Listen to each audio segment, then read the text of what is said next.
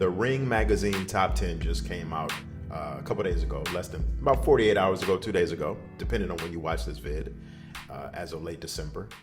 And Deontay Wilder is barely in the top 10. He's like number 9. And you could arguably say that Deontay Wilder doesn't even need to be in the top 10. I literally was saying all week long that I wasn't feeling right about the fight. I know. It's hindsight and everybody is saying that now. But your boy, me, Anthony, AP, thank you for watching the E for One Entertainment for One podcast. And if this is your first time checking me out, do me a favor, like this vid and subscribe to the channel if you think I'm worthy of your subscription and if you like some of my older vids. I talk about everything, and boxing is one of the things that I have been talking about for a while. But I saw it coming, kind of, because during fight week, Deontay just didn't look like Deontay. He was more focused on what Anthony Joshua had going on than he was his own fight. He said he was focused, but I just didn't see that focus. I didn't see that same grit, that same aggression that Deontay Wilder always brings to his fights. I mean, look at the thumbnail. Look at that aggression that you see on that thumbnail on one side. And then on the other side, you actually see what Deontay was looking like in the fight versus Joseph Parker. Real timid, fighting on his heels, backing up a lot, getting, he just fighting on his heels, dancing around the ring. Very, very not Deontay Wilder, the Bronze Bomber, Bomb Squad that we've been knowing for the last 6 years, 7 years. I mean, it's like that ruthless aggression he had is gone.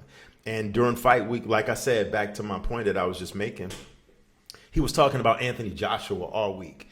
And part of it was, yeah, it's the reporter's job and the interviewer's job to ask you about Anthony Joshua, but you don't have to feed into that. Look what Anthony Joshua did all week long. He took the total opposite approach of what Deontay did.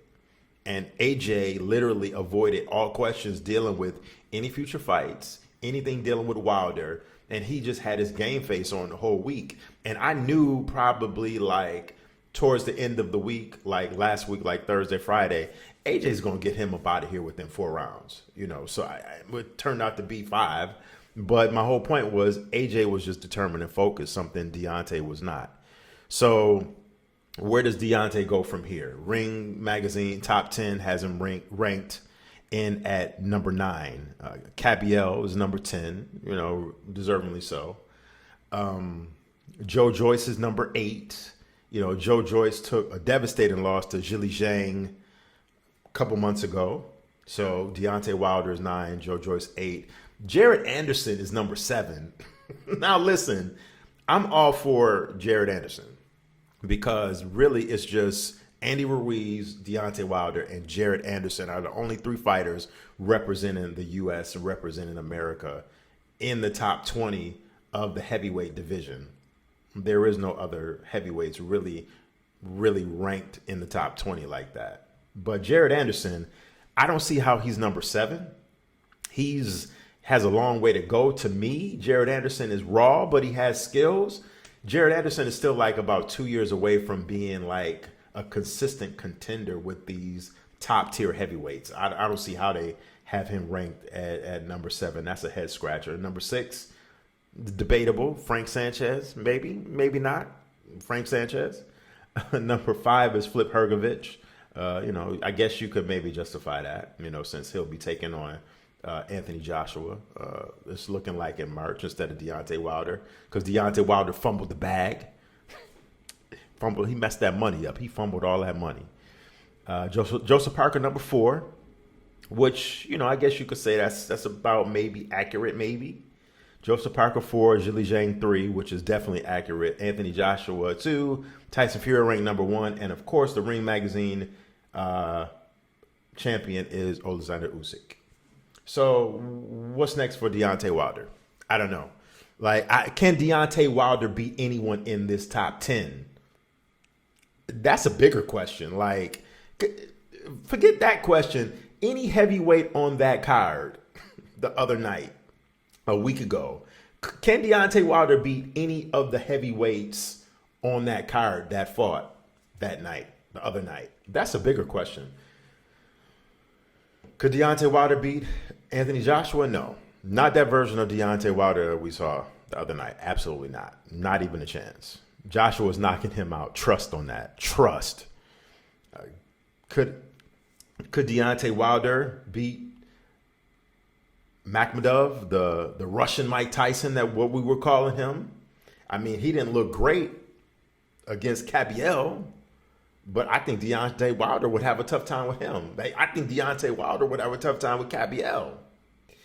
I mean, Daniel Dubois, who's not even ranked in the top 10. This just hit me. Daniel Dubois is not even ranked in the top 10. I don't think Deontay Wilder is not even beating Daniel Dubois. Not that version that we saw the other night versus Big Baby. It's not happening. Can't Deontay Wilder beat Big Baby? Maybe, because Big Baby is stationary. But the way Big Baby was taking those licks from Daniel Dubois last week, I find it hard pressed to say Deontay Wilder is beating anybody that was on the Day of Reckoning card a week ago. I just can't think of a fighter, like I said. And out of this Ring Magazine heavyweight rankings top 10, I think the only person on this top 10 list that Deontay Wilder is beating convincingly is Jared Anderson, just because I don't think Jared Anderson deserves to be number 7. I don't think Jared Anderson deserves to be in the top 10. He hasn't beaten anybody. So I think Deontay Wilder would have his way with him because Jared Anderson is very young. He's very raw. He's not ready. He's not ready. He's a not yet ready for primetime player. He's just not. Daniel Dubois needs to be in this top 10 for sure over Jared Anderson. That's just my opinion. So where does Deontay Wilder's career go from here? I don't know. He's contemplated retirement, as we all know. Maybe, a fight with Derek Chisora might be pretty something that we might be interested in seeing Deontay Wilder. I mean, Deontay Wilder is going to have to go up against fighters like that, fighters that are, towards that lower tier ranking. I mean, I would like to see Deontay Wilder versus Joe Joyce, because I think that's an intriguing fight. Deontay Wilder versus Joe Joyce, just because both of them are kind of like on the same level basically right now. Both of them coming off of 2 devastating losses, but not Jared Anderson, Joe Joyce, I mean, he got flattened by my man Zhilei Zhang. So I think Deontay Wilder versus Joe Joyce might be the fight to see. I would actually be intrigued by that, because both of these fighters have something to prove, and they're coming off, like I said, some nasty losses, man, nasty.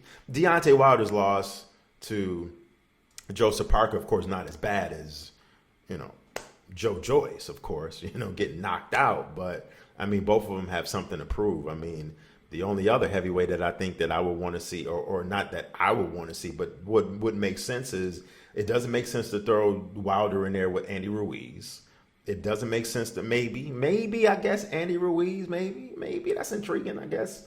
Maybe that fight could be made, but like fighters like Derek Chisora, fighters like that are pretty much going to be the building blocks of him trying to rebuild his career at a late stage in his lifetime at 38 years old. I mean, let me know in the comment section what you think. Let me know not only what you think about Deontay Wilder and this whole entire situation, but let me know what you think about the Ring Magazine top 10. Is it representative of where the heavyweight division is at right now? I personally don't think so. It is in some instances, but in other instances, just way off. Thank you for watching the Evil One podcast. Until next time, I will check you later. Peace.